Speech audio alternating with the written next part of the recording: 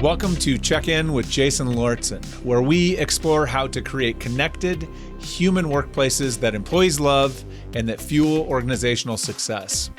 Each week, I invite someone who is leading the way in this work to join me for a conversation to educate and inspire us. And this week, my guest is Carolina Terrazas.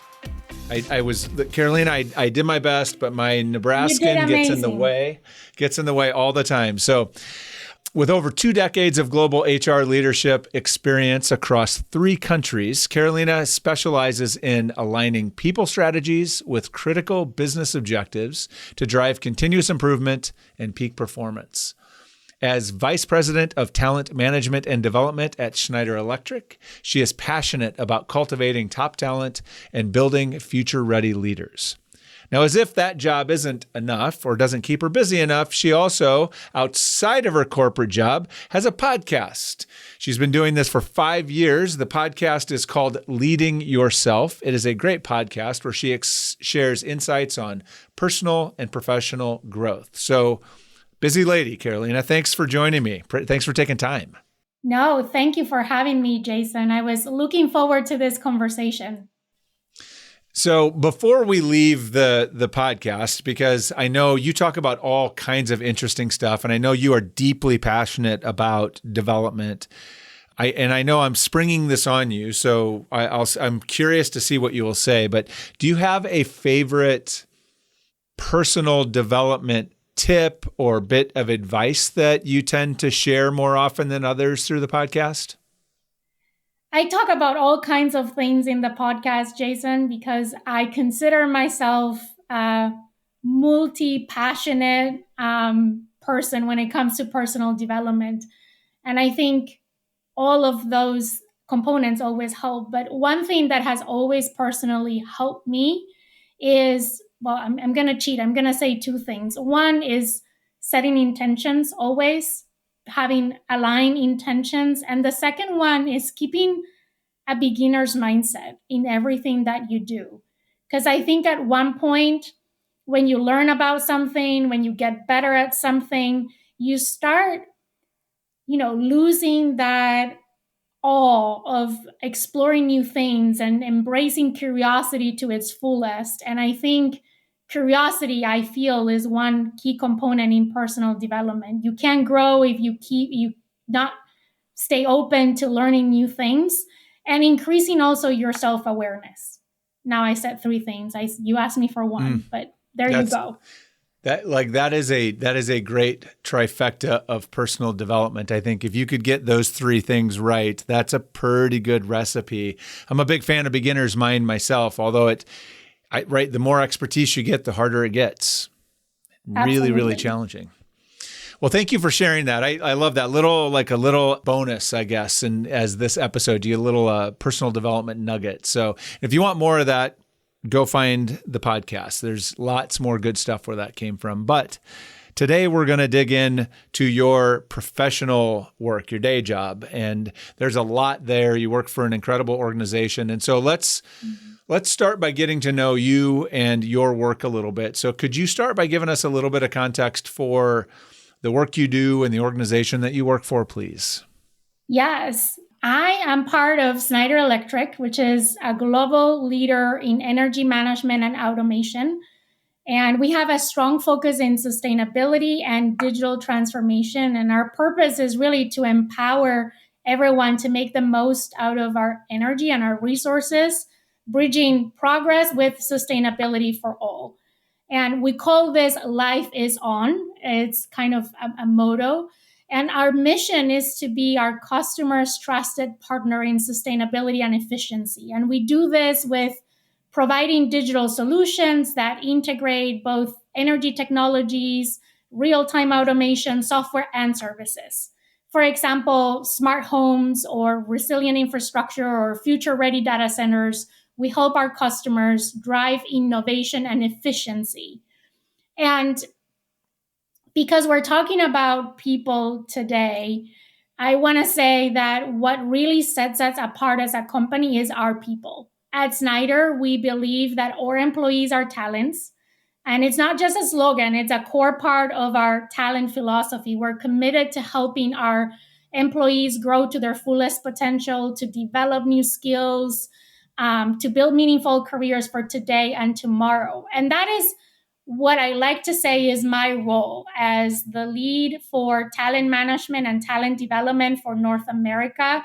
That is the core of what we do. We help individuals and teams perform to their best and grow to their fullest potential.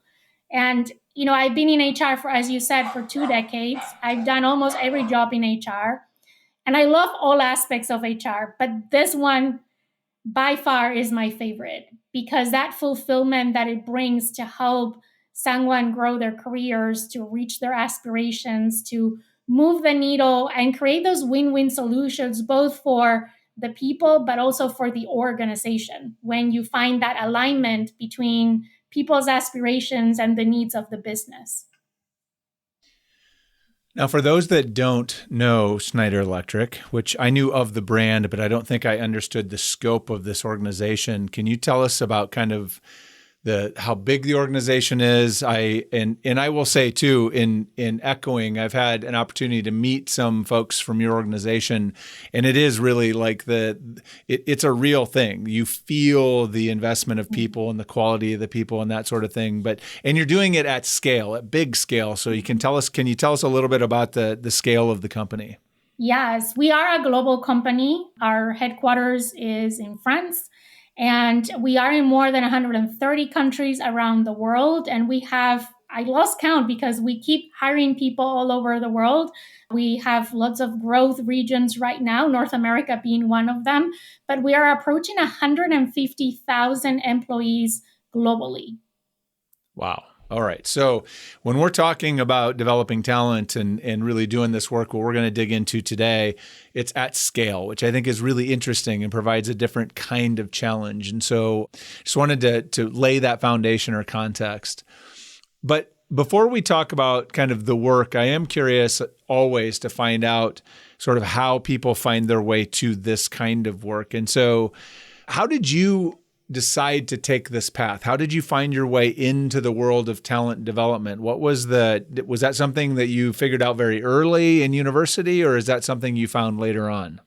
No, when I went to university, first of all, I wanted to become a journalist. And I'm originally from Spain. At that time, we were living in a different country. And my plan was, I'm going to go back to Spain. I'm going to study journalism, and I'm going to stay in Spain. But life had other plans for me, and I didn't went to Spain to study. So I picked a career that I thought would open me the most possible amount of doors. So I study a hybrid between industrial engineering and business. And I thought, okay, this gives me plenty of opportunities. And coincidence or not, my first job out of college was in HR. When I graduated from my career, I thought, okay, maybe I'm going to study a master's in marketing and I'm going to go on the marketing side. But my first job was in HR, and I fall in love with HR. And I've stayed in HR my entire career. I've done lots of things within HR, as I mentioned before. But also along my career, I've been very fortunate because I've had sponsors, mentors, coaches, cheerleaders, all kinds of supporting figures in my career that have made a difference for me. And I find that this work in talent development and talent management allows me the opportunity to pay forward and pay back what I've been so fortunate to have in my career, while at the same time, I'm doing something that I really enjoy, that fulfills me, that gives me energy, where I can find this interconnection, as I was saying before, between doing that, but also being a strategic and understanding the business needs and connecting the two. Well, your passion, at least since I have known you, has been evident how committed to and passionate you are about this work, but also about just development more broadly. I mean, that spills obviously over into the podcast and the other work you do beyond your corporate work. So it's really evident. And I think we're going to see that as we get into this next piece of the conversation, because I know what when we were prepping or talking about what could we dig into that might be really interesting to talk about and share that you're doing with your team, one of the things you said is, what about our, your mentorship program, or the way that you approach mentorship to accelerate employee development and career development, and kind of, you have a pretty unique, I think, way of thinking about it. And so I'm excited to dive in, but before we get into how you implement that and what that looks like, I would like to get just kind of, let's talk more broadly about mentoring, because my experience has been that it's kind of one of those things you hear talked about and people reference it, or they'll refer to people as mentors. And we kind of all know that mentorship can be really valuable, but I have seen also an awful lot of organizational mentorship initiatives go wrong because of, I think, like they expect something out of it that maybe isn't quite right. And so let's start with a foundation of, how do you define or think about mentoring and why it matters? Like, let's kind of get clear on how you think about it.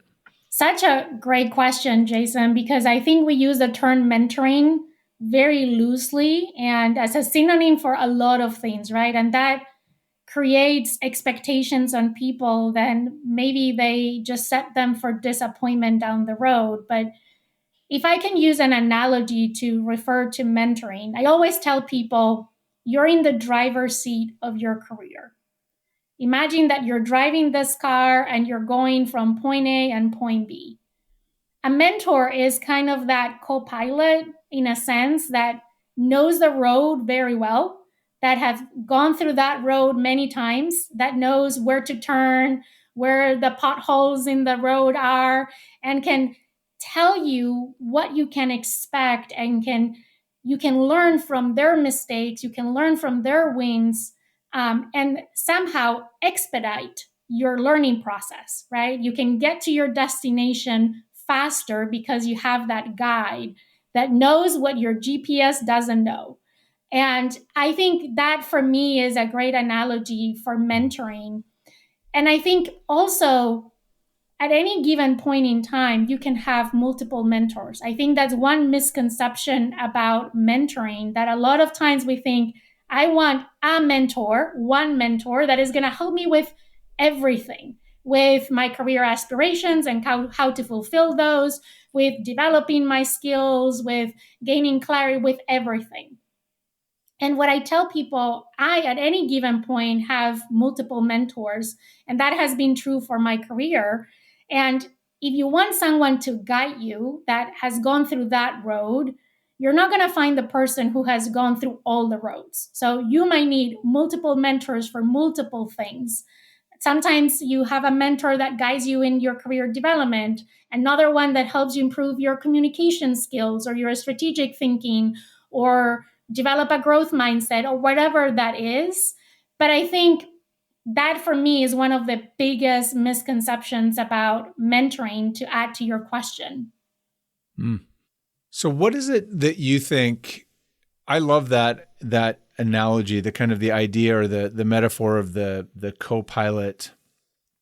I've heard other people talk about, it's kind of like the other example I've kind of heard is like a sort of the analogy of like the Sherpa that kind of, knows the trail, knows the path, knows the whatever, that can kind of guide you and advise you along your path so that you're less likely to fall into the traps that other people do and find a successful journey. But I'm curious what you think, like, what is it that makes mentoring so effective in addition to, or like, what is it that, like, what is mentoring kind of this special sauce that we don't find elsewhere? Like, why do you think this is such an effective tool to use internally? Yes. Another great question. I think it's because we are social beings. We learn by interacting with others more than we do in any other way. And we learn through experience more than in any other way, right? We all heard about the 70-30 model, right? 70% of your learning is through experience. And I think mentoring is a good intersection of social learning, but also combined with that experience without having the direct experience sometimes, but leaving it through the experience of others.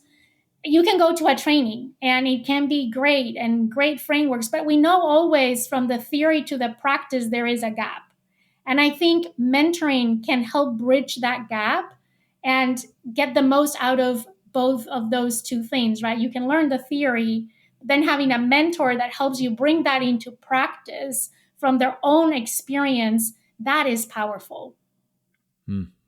Well, and I also, and maybe we'll get into this when we talk about kind of your experience with your programs, but one of the things that I think gets undersold, and it's in the social component, I think, of mentorship, is when you have a good mentor that is really invested in you and kind of understands their role as a mentor. One of the things that I have found happens is there's an additional confidence that you gain as the individual when you have this mentor in your corner. So it makes you a little more willing to take the risk. It makes you more willing to kind of step into that experience that maybe you wouldn't.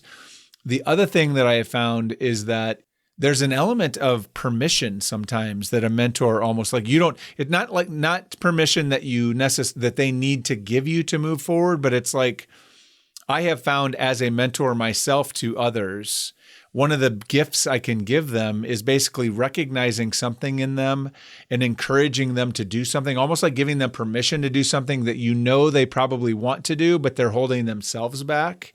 And for whatever reason, having someone who believes in them, sort of encouraging them to do that, gives them that permission to take that step or take that leap. So I don't know, have you found that to be true as well? I do. And I think mentors play multiple roles, right? I talk about building a career squad and 9 personas that you need in your career squad. And I think one person plays multiple roles and one role can be played by multiple people in that. And I think what you're describing to me sounds as the role of the cheerleader, that person that believes in you even when you don't believe in yourself. And the mentors play a lot of that role. Or is the person that you can borrow confidence from. Like you don't have confidence in yourself, but that person has that confidence in you and you kind of borrow it from them to help Mm-hmm. you get out of your comfort zone. And I think also having a role model, which mentors serve as well, another of those personas that I was referring to, because they've gone through the road before, right? They've done what you're trying to develop. So they serve as role models. And in that also helps your confidence because it's like, okay, if someone has been able to do it, that means I can do it, right? I might need to put the Yeah. work, I might need to work harder and be more intentional and all of those things. But that person is proof that is possible. And that also fuels into that level of confidence. So I think the mentor really, we call it a mentor, but plays multiple roles in that partnership. Yeah, it's an incredibly at least it can be an incredibly powerful role, I think, when done correctly, we'll say. So Yes. let in that theme, let's transition in maybe to talking about your programs. And I know you have multiple mentorship programs or approaches internally. So maybe let's start there. If you would tell us a little bit about how you go about mentorship and what that looks like. Yeah, I think mentorship is one of the ways that we bring that philosophy that I was talking to you about in the beginning, that we believe all our employees are talents and they own their careers. Mentoring helps bring that to life. And today we have different programs. I would say for me, mentoring, and when I start there, it's more than a program, right? It's a way to create a ripple effect. When you help one person grow, you've not just impacted their career, but you're shaping the culture, the team, and ultimately the future of the organization. So we believe profoundly in mentoring, and we offer both one-on-one mentoring. We have what we call an open talent market, a platform where our our talents, our employees can find job opportunities, project opportunities, and mentors on a one-on-one basis. But I think what it's unique about what we're doing at Schneider Electric in North America is our group mentoring program. And this isn't something new. We've been having it for a long time, but it has evolved significantly and it has expanded, especially over the last year. We've made major changes to this program and it has become a cornerstone of our culture, helping us to grow inclusive leaders, to foster curiosity and mastery and build trust across teams and across generations in the workplace. And we've been able to tie it as well to our corporate values. So last year, we revamped our corporate values, and now they stand the acronym inclusion, mastery, purpose, action, curiosity, and team building, which stands for impact. Those are our impact values. And we believe mentoring supports and nurtures our company values, right? It helps connect diverse voices and perspectives and space for everyone to be heard and valued.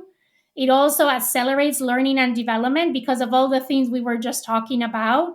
It aligns with personal growth, with our broader mission, and empower everyone to make the most of their energy and their resources.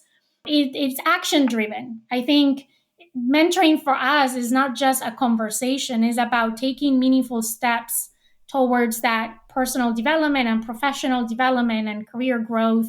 It encourages open dialogue. So that's our curiosity value. And then teamwork. So that's where the team approach on this mentoring comes in that makes it unique. And we break some of the mentoring rules with our group mentoring, but it's all to elevate the experience. And I know we'll get more into the nitty gritty of how our program works, but it's not your typical mentoring, right? It's not the typical one-on-one, it's on a group setting. And we found tremendous value in all of these programs. So let's talk about the group mentoring, because I suspect that if there's something that's sort of new, and I know I've heard of group coaching and I've heard of other group things, but group mentoring was a new one for me. And so I'm curious, talk about how that works. What does that look like? Yeah. So we call it group mentoring because each mentor supports up to 4 mentees.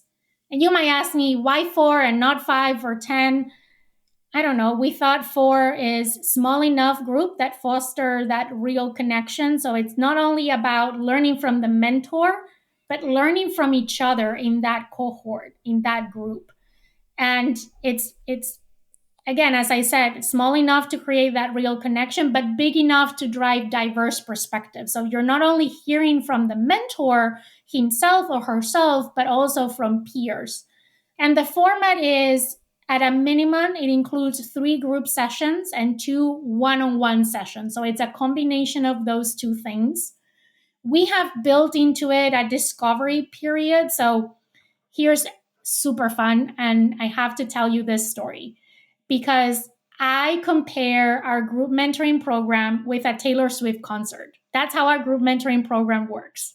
So we hype people up on our group mentoring cohort. We used to start it around September timeframe. That's one of the big changes that we've made. We now start towards the end of first quarter, beginning of second quarter, because we wanted to align it more with the end of the year performance review and the feedback that people get out of that. And we can talk more about that. But we hype people up that we're launching the program. People know about this program because we've been doing for years. And we set a date and a time when it's going to go live. But we give people an exploration time so they can go into our platform and search all the different mentors that exist. This year, we shift to be a skill-led mentoring program. So as a company, we're going through a skills transformation, and we've been thinking, right? And using that as the lens through which we look at everything that we do. How can we align mentoring with skills? So in the past, you will look for the mentor, the person. Now you look for the skill and why you want that skill. And by sorting by skill, you can find all the mentors available. And you can build your top 10 list of the 10 that sound more appealing to you. Maybe you know them or you know of them and you want to have that relationship. And then the day of the launch, we go live. And this year we sold out all our mentors in 55 hours. That's where I compare it with a Taylor Swift concert, right? In 55 hours, all our mentors were gone. We had almost 300 mentors available this year. We had over 1,000, almost 100, 1,100 people participating in the mentoring program. It was all sold out in 55 hours. Wow. And then they met with the mentor, again, in group settings, in one-on-one settings for a period of time. And it all rounds around that skill that they selected, right? And those skills are aligned with our company values, what we call human skills or soft skills. And also from our strategic workforce planning, we extract what are the key skills that the business needs today and in the future to continue to grow and grow profitably. And those are the skills that we design the program around. So you go to your performance review, you get feedback. That feedback can be translated into these are the skills I want to work on in the next year. And then you can join this group mentoring program and find someone who has expertise in that skill that can help you in navigating the road. So where I start going to now as I think about this is how do we make this, how do we ensure that it's having the desired effect? And so some questions around that, I guess, for me is, I'm sure you do, but what kind of support do you provide to the mentors so that they understand how to engage with this group or how to do this? Because I can imagine if it's the first time you're being a mentor, this feels like it could be a little overwhelming if I haven't done it before. So I'm curious how you support those mentors. Well, it all starts with picking the mentors, right? Not everyone is a mentor. So in the past, we've been focusing on people who already have some leadership experience. So they're not foreign to the concept of mentoring. They've been mentoring their own teams, or whether they're direct reports or teams through indirectly. So that has been one filter through which we decide who can be a mentor. Now we're thinking about, and I'm sure you're going to ask me where this is going in the future on how we continue to evolve that. But I think it starts with selecting the right people to be mentors. Now, we're not perfect. There's always some mentors that do better than others. And that's true for everything that we do, right? So we do provide some sessions to prepare mentors. We have a little bit of structure, but not too much structure. We want to give them also flexibility to take the topic where they feel it can go and based on the needs of the 4 people that they're supporting. But we do provide a little bit of structure around how to have these conversations, how to structure the conversations. One of the things we're thinking about as next iterations of this, also because of how the ways we learn are shifting, is to create like bits of like 15-minute videos with tips for mentors throughout the year. So it's not just training them and enabling them where we're kicking off the program, but throughout the year on an ongoing basis, because whether it's as part of this program, whether it's on one-on-one mentoring, whether it's leading their own teams, those are things they can use to be more effective leaders. That makes a ton of sense in terms of, continuing to provide support, because sometimes you don't know what you don't know until you're in it, right? So that probably would be, how are you measuring the effectiveness of this? Like, how do you know? And I guess maybe it starts with, what do you expect the mentorship program, this group mentoring, to accomplish for you? And how are you measuring whether it's delivering that desired impact?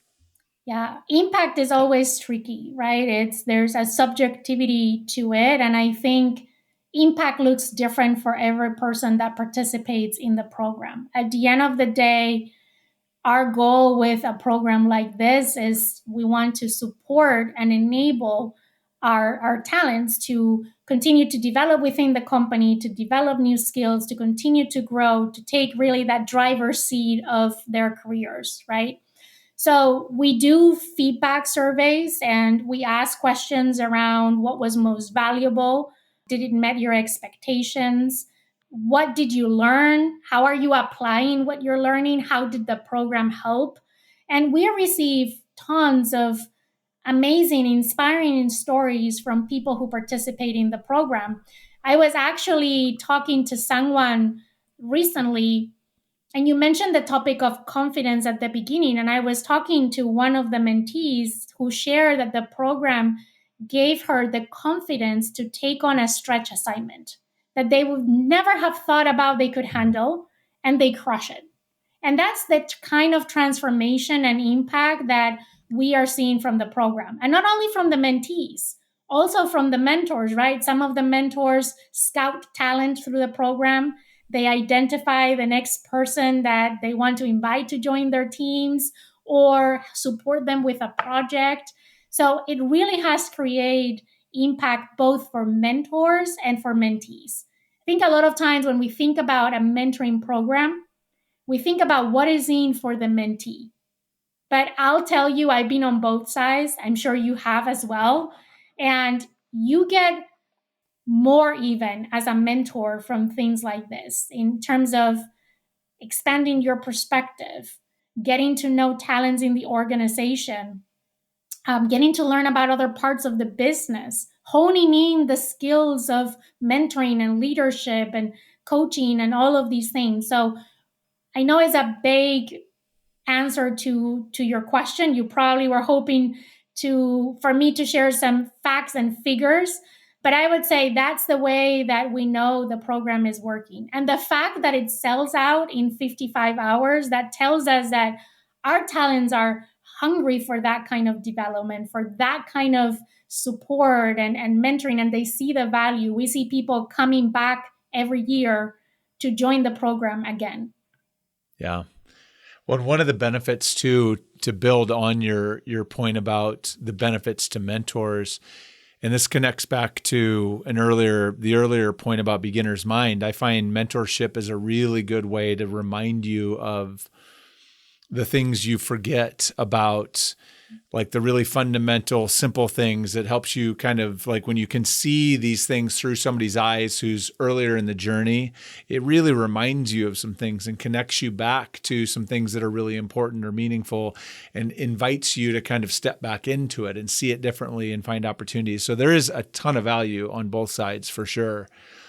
So I have to ask you now, particularly because you said I was going to, what's next? What is, if you're dreaming about another layer of mentoring or evolution of mentoring, what's on your vision list here for where mentoring goes next? Yeah. I mean, our mentoring program is constantly evolving, right? It's been evolving every year.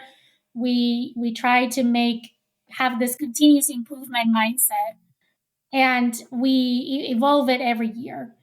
And for us, I think the big leap was this year when we shift to a skills-based mentoring program. That was a big leap. We were aiming and looking into the future on this could be, and what we see is this connection of the talents, ambitions, the business needs, meeting in the middle in the form of skills, and how we tie that to the feedback talents receive to help them with their blind spots, with their development opportunities. We even have been brainstorming about adding a layer of reverse mentoring. We have had reverse mentoring programs in other parts of the organization for different purposes. They're very common. I know a lot of companies use reverse mentoring for things like digital skills, AI, and things of this sort. But we've been thinking about how do we change our perspective on what makes a good mentor, and now looking at how we recruit people as mentors, because that's one of our challenges. Scaling the program and having enough mentors is one of our key challenges.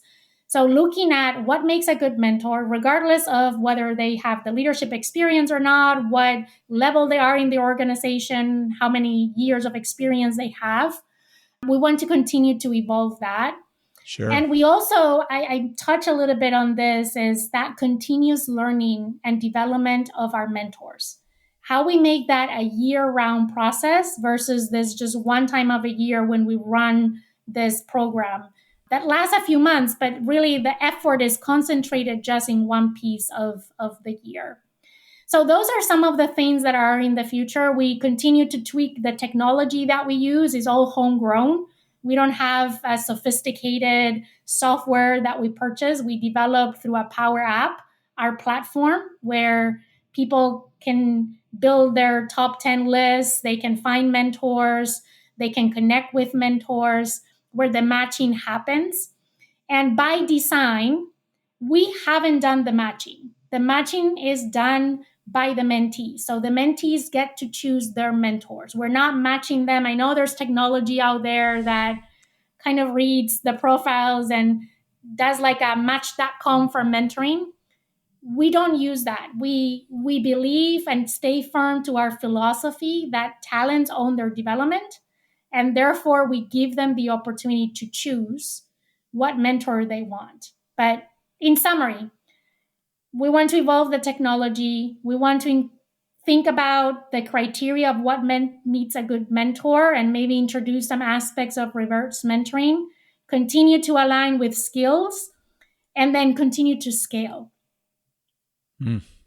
So I guess I want to ask one last question, because I think the assumption is always, if I'm listening to this and I'm in a smaller organization, or if I have a more limited budget and maybe I'm listening and saying, okay, this sounds great, I'd like to step down the path here, but I'm not sure kind of if I can pull it off, if I have the resources, the time, or the support to do it. Do you have any kind of quick advice for someone on where to start or how to start down this path if they want to explore it for their organization? Yes. Well, first of all, I want to take an opportunity to shout out to the lead of this program, because I have someone in my team who is the mastermind, is the one who pulls it off every year, Nancy Paradis. She does an amazing job. And I know we're very privileged to have her, right? And have a portion of her capacity being focused on continue to improve this program, run the program, and iterate, right? And I know not every company has that luxury and that privilege to have someone that can be dedicated to that. And I would say start small, but start. Mentoring is super powerful, and you're missing out on a very low cost opportunity to help develop your talents if you're not tapping into mentoring. You don't need a sophisticated program, right? You just need to put it out there, invite people to join, like identify a handful of leaders in your organization or people that could be good mentors, and just promote that and have people enroll. And it might be done in an Excel sheet, and you might need to spend a couple of hours putting these groups together, and then let them run with it. That's the beauty of mentoring. Like, once it's off the ground, the relationship, the partnership between mentor and mentee is self-directed. You don't need someone monitoring that.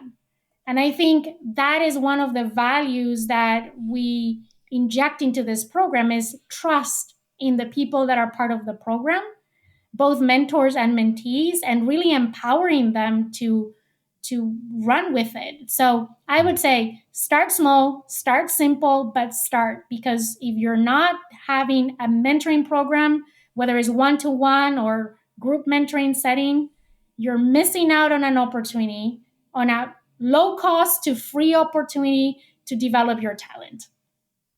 Very simply said. I love that.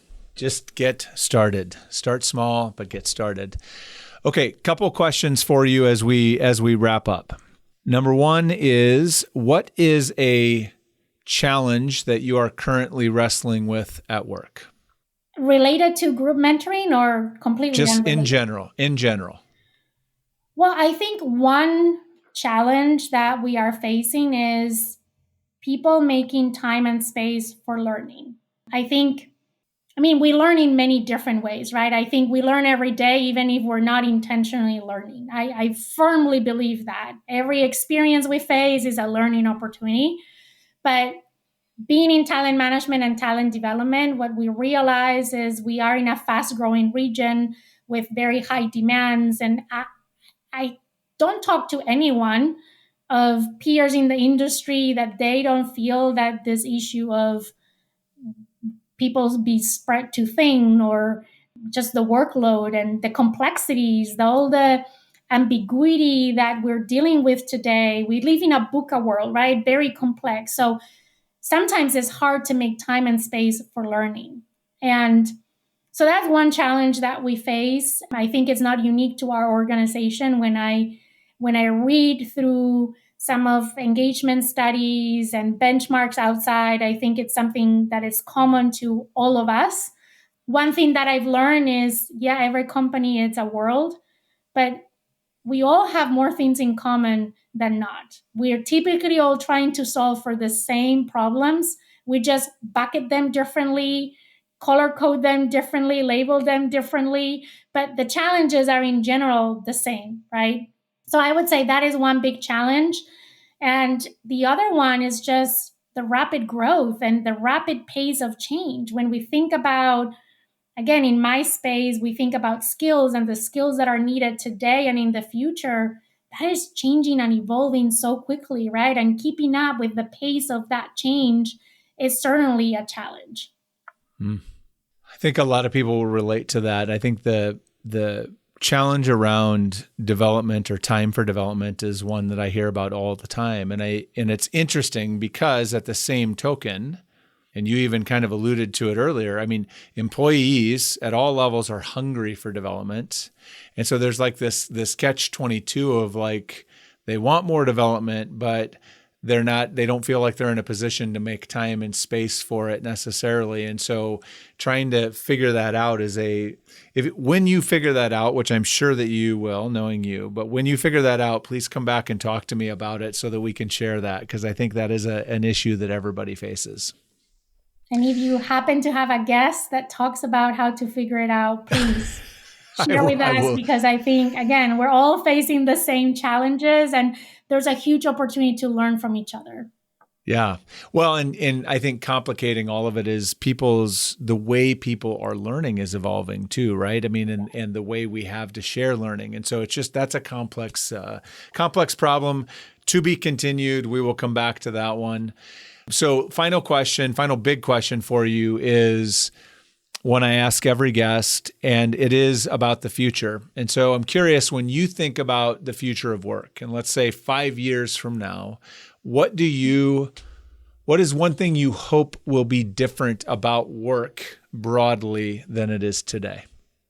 That is a very loaded question, Jason. I have lots of hopes for the future, but I think we all have lived this crossroad that the pandemic presented to us in the way that work is done and how it happens. And I think it has been the one single event that has most significantly impacted work that I know for our generation, right? And I think that continues to evolve. As we said, we live in a world that it's a VUCA world, change is constant. So I'm hoping that we strengthen social connections at work. I feel like a lot of companies have gone back and forth with remote work, in-office work. And at the end of the day, it's not about where you work, it's about how you connect with others. And for us, for example, we value a lot FaceTime because we believe that it creates that connection, that creates synergies and innovation and drives creativity and problem solving. So I'm hoping that work evolves in the way that allows us to do more of those things. And I hope with now the introduction of AI, which is the other catalyst of change at work, that we all work smarter.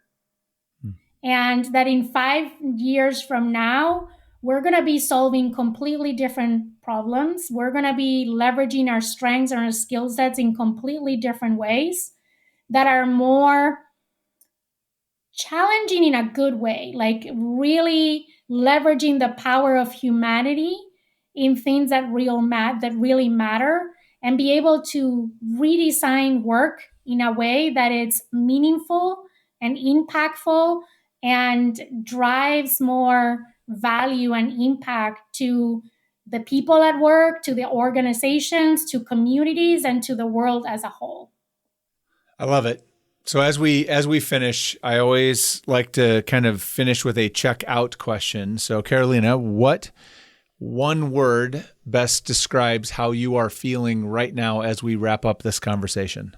I'm energized. Like, I can keep going. I really feel energized after our conversation, Jason. So thank you again for having me today. Yeah, my one word is delighted.